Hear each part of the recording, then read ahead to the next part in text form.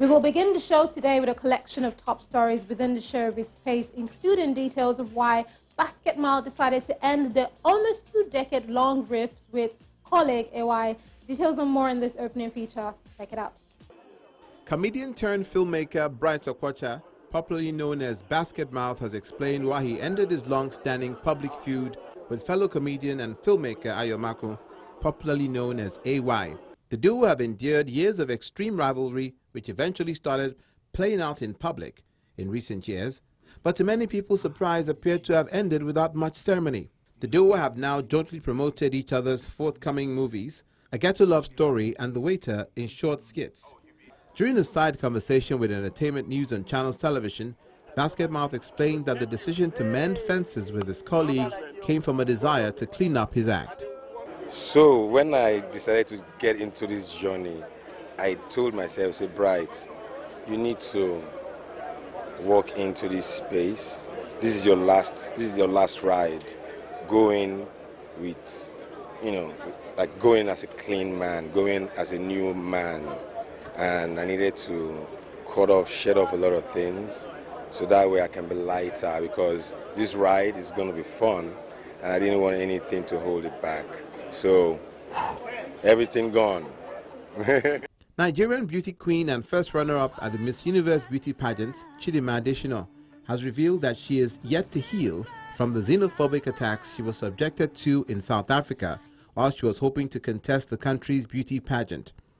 The 23-year-old with Nigerian and Zimbabwean roots, but had grown up as a South African, told Entertainment News on Channels Television that although she has forgiven in heart, the healing process is still going on, especially in the face of recent attacks and petitions to be disqualified by the South Africans to the organizers of the just concluded Miss Universe contest, where she eventually emerged Miss Universe Africa and Oceania.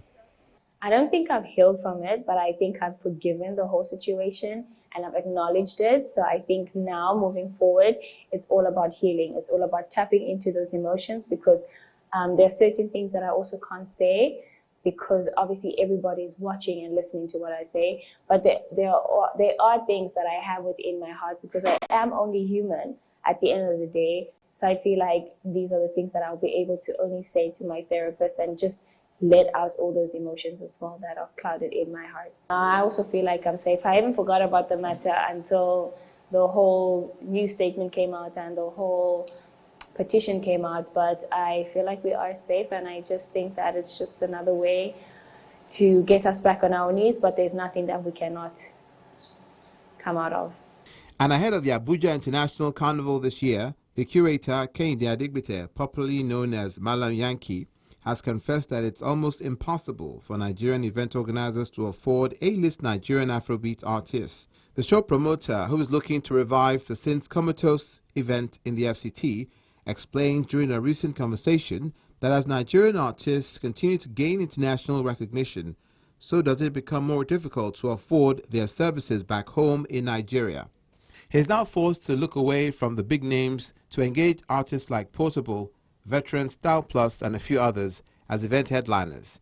He also confesses that the festival's partnership with the Ministry of Arts, Culture and Creative Economy did not come with any financial assistance. Not just bad, but terrible, because almost all these artists were made it in Nigeria, and then unfortunately they made themselves unavailable for us again.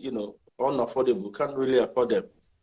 And to make the matter worse, sponsors don't really help us, because instead of them stepping up, they rather step down. An artist that you probably pay 5 million sometimes ago, and it's taking above 10 million. You can see the artist fee is going up, the sponsorship is coming down. So it's terrible. It's terrible. But the business of entertainment and promotion is not at all. We're struggling. The Honorable Minister has been a fantastic person, because we didn't know her from anywhere. We only wrote her a letter, and then she invited us for a meeting, and she gave us the go-ahead to organize it on behalf of the ministry. However, with a zero budget, there's no budget for it in the ministry. So we're expected to raise the fund and execute it. In the same vein, veteran comedian Great Oxygen is encouraging more and more platforms to give opportunities to new and emerging talent in the comedy industry since the A-listers are not readily available. The comedian has been hosting a couples comedy event titled Classic Night. The self-professed microphone anaconda also predicts that the comedy industry in Nigeria will soon grow bigger than many expected. He bases his projections on some current silent patronage the industry enjoys behind the scenes. The truth is, people, especially the grade A artists, they like to identify with their own, or maybe sometimes give some of their boys opportunity. But I want to challenge them. These boys that you are not giving opportunities, they are going to become grade A tomorrow. The first time the stalker started, the first time he started, he appeared in my show. And that very day he did well. Kevin Sapp, I met him in 2013. Somebody gave him opportunity. So I want to encourage us, no matter what, let's try. I know there are a lot of people who claim to be comedians, even hype men, they claim to be comedians today. So, but let's try those ones that are talented. Let's give them opportunity. He has come to stand. He's taking over from music. Because some of us are not aware. It's only when we have a show like this that people know. The rich men now invite us at their homes. You join them where they're having dinner with their family, with some friends. You crack jokes, make them happy. They pay us well. It has come to stand.